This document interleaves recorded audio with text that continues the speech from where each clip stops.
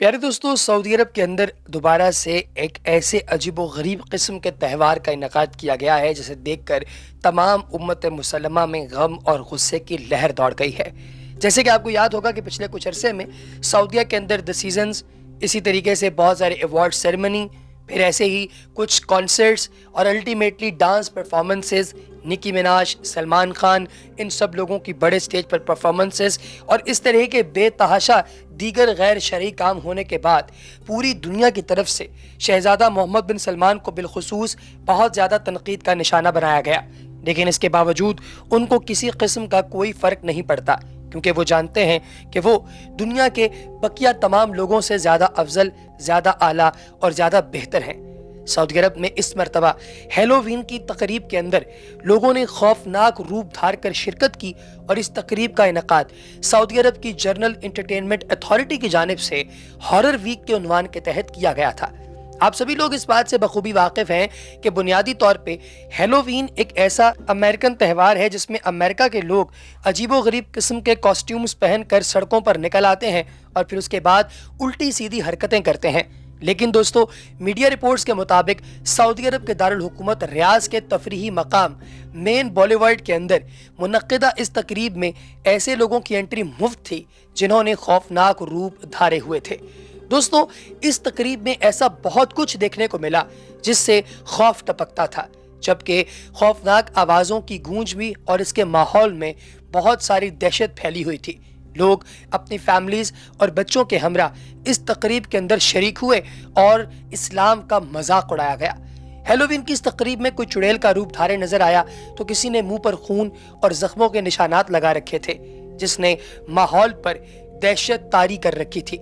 तकरीब के शुरका का कहना था कि उनके लिए ये इवेंट एक शानदार तफरीह है जो किसी के लिए नुकसानदेह नहीं, जबकि वो ये नहीं जानते कि ये उनकी अपनी तहजीब, तमद्दन और रिलीजन को लेकर बहुत ही ज़्यादा नुकसानदेह चीज़ है।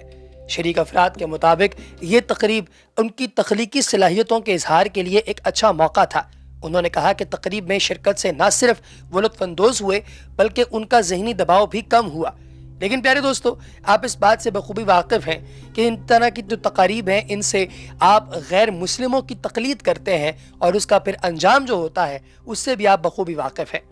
तकरीब में शरीक एक शख्स अब्दुल रहमान का कहना था कि वो हैलोवीन की तकरीब में पहली बार शरीक हुआ है। ये तफरीह का एक अच्छा जरिया है, लेकिन जहाँ तक बात इसके हराम या हलाल होने की है तो वो इस बारे में कुछ नहीं जानते। अंदाज़ा लगाइए कि वो उस हब में बैठे हुए हैं जहाँ से दीन फूटा, जहाँ से दीन निकला, और अब ये सब लोग कह रहे हैं जी हमें पता ही नहीं।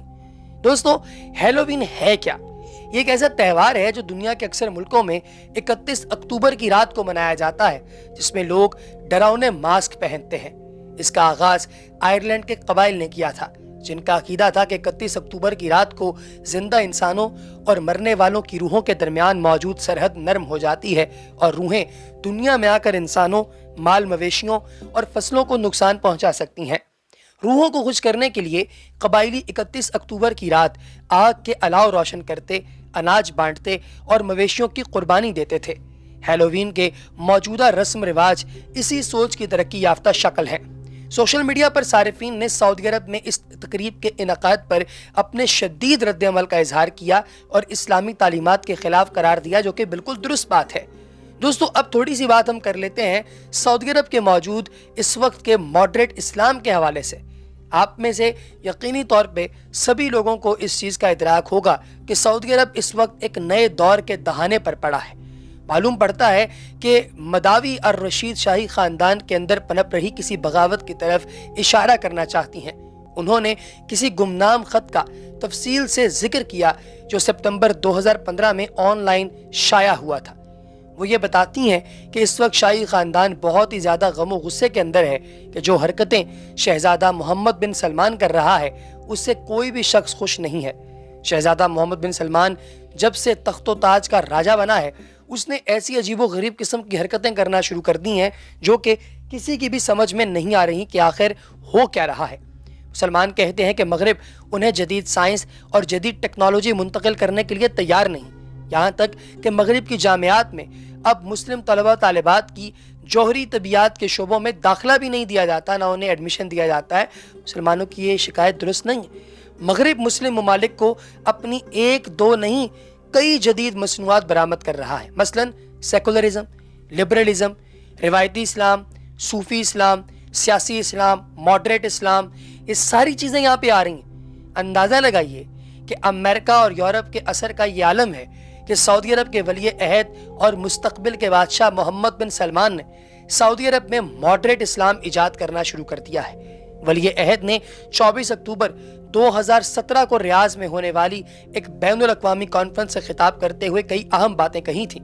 उन्होंने ऐलान किया था कि सऊदी अरब बहुत जल्द अपनी शुमाल मगरबी साहिली पट्टी पर एक अजीमुशान शहर तामीर करेगा और इसकी तामीर पर $500 अरब सर्फ किए जाएंगे।